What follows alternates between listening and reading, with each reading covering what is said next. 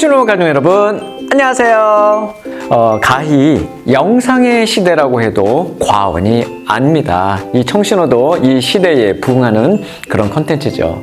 이런 시대를 살다 보니 우리는 이런 PPL이라는 단어를 가끔 듣게 됩니다. 프로덕트 플레이스먼트라고 해서 영화나 드라마의 특정 기업의 협찬을 대가로 해서 해당 기업의 상품이나 브랜드 이미지를 소독으로 끼워넣는 그런 광고 기법을 말하지요. 기업 측에서는 영상 속에 자사의 상품을 배치해서 시청자들에게 상품의 좋은 이미지를 심어서 자연스럽게 광고할 수도 있고요. 또 방송사에서는 제작비를 충당하는 장점이 있으니 누이 좋고 매부 좋고 딱 이럴 때를 두고 쓰는 표현일 겁니다. 그러나 이 영상은 PPL의 특수나 혜택을 바라는 의도가 전혀 없음을 미리 밝혀둡니다. 1950년대의 한국은 오랜 식민 지배와 한국 전쟁을 겪은 후라서 국민들의 건강 상태는 아주 좋지 않았어요. OECD 통계에 따르면 당시 국민의 평균 수명은 53.7세? 와우! 같은 시기 OECD 25개국의 평균 수명이 70.5세임을 감안하면 당시 국민의 건강 상태가 얼마나 안 좋았는지 짐작이 가능하네요. 이렇게 허약해진 국민의 건강은 다양한 제약회사의 출연을 요구하게 됩니다. 당시 동아제약이라는 회사가 있었어요.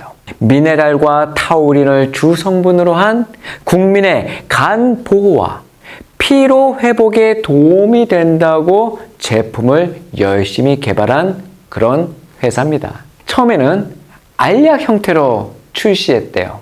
그런데 후에 국민의 입맛에 적합한 맛과 향을 선별해서 아주 빠른 효과와 청량감을 강화시킨 드링크제로 바꿔 출시한 한 제품이 있었습니다. 이후 동아제약은 이 자양강장제를 홍보하기 위해서 TV와 라디오 매체를 통해서 이렇게 광고를 합니다. 피로회복엔 바카스티!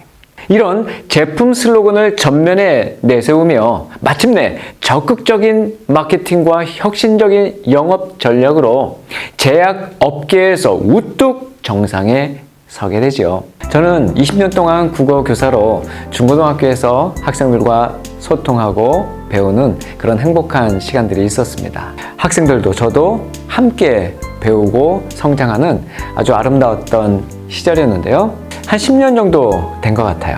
제가 고등학교에서 생활 국어를 가르칠 때인데 아이들에게 일상에서 잘못된 국어 표현을 찾아서 토론하고 발표하자 이런 수업을 한 적이 있었습니다. 수행평가로 연결을 했고요. 학생들의 번뜩이는 재치와 이런 날카로운 시선이 저는 참 놀라웠습니다. 그때 어떤 이야기를 했냐면 분리수거라는 이야기를 학생들이 끄집어냈어요. 분리수거가 잘못됐다는 겁니다. 분리수거가 왜 잘못됐냐?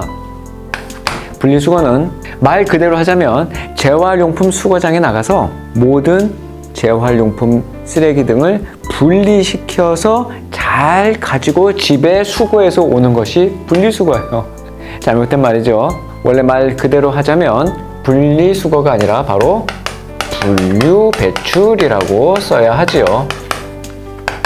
종이는 종이대로, 플라스틱은 플라스틱대로, 병은 병대로 종류대로 나누어서 밖으로 배출한다. 분류배출이 맞을 겁니다. 또 뭐가 있을까요? 좋은 하루 되세요. 이것도 우리가 자주 쓰는데요. 이것도 잘못된 표현입니다. 우리가 좋은 하루가 될 수는 없잖아요. 좋은 하루 보내세요 하면 되는 겁니다. 감사드립니다가 아니라 감사합니다 등 학생들이 저마다 조사 내용을 토론하고 발표하고 했었어요. 그중 한 모듬이 발표한 내용은 바로 피로 회복이었어요. 피로 회복. 피로 회복엔 바카스티! 이 자양강장제의 광고 슬로건에 대한 문제 제기였습니다. 괜한 딴지가 아니라 아이들의 정확한 지적이었어요.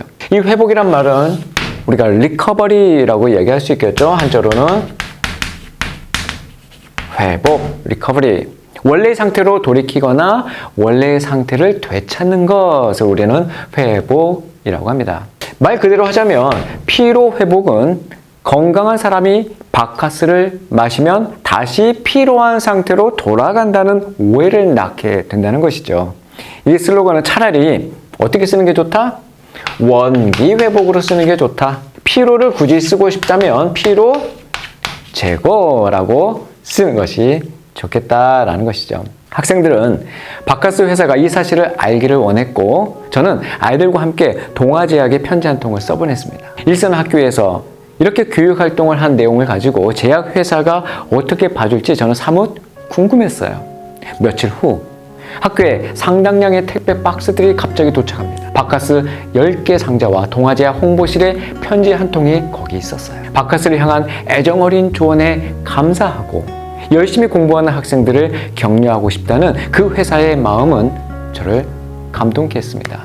오랜 세월을 쓴 광고 슬로건이라서 당장에 피로 회복이라는 문구를 없애지는 못하지만 충분히 잘못된 표현인 것을 인정하고 앞으로 제품 홍보에 반영하겠노라 다짐한 것도 잊지 않았어요.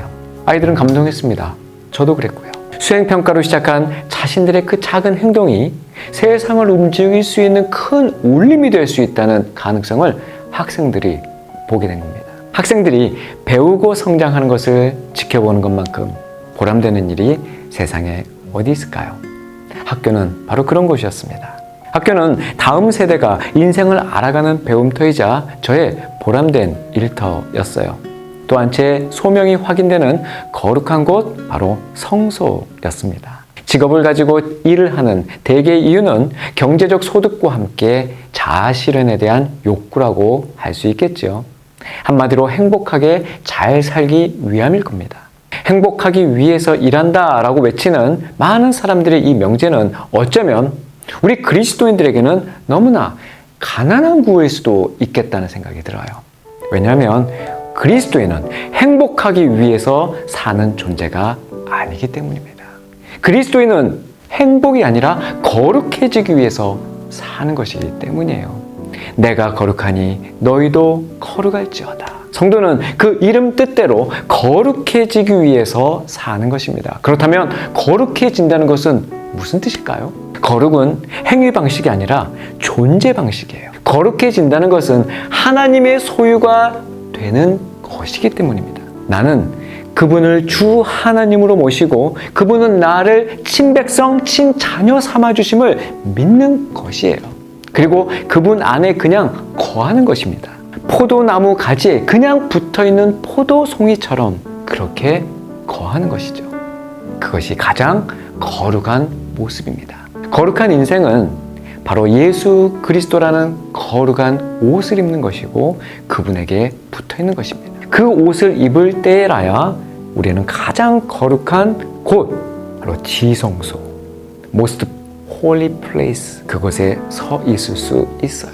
예수 그리스도의 거룩한 옷을 입고 하루의 3분의 1을 매일 서 있는 지성소가 바로 우리 그리스도인들의 일터이고 직장인 것입니다. 그곳은 하나님의 은혜와 진리가 부어지고 펼쳐지는 곳이죠. 나의 인생의 좌표가 선명하게 재배치되는 곳입니다. 부르신 그 일터가 바로 하나님께 예배하는 곳이지요. 일터에서 성령의 역사하심을 경험하며 풍성한 열매를 맺는 삶, 그것이 바로 신앙 생활입니다.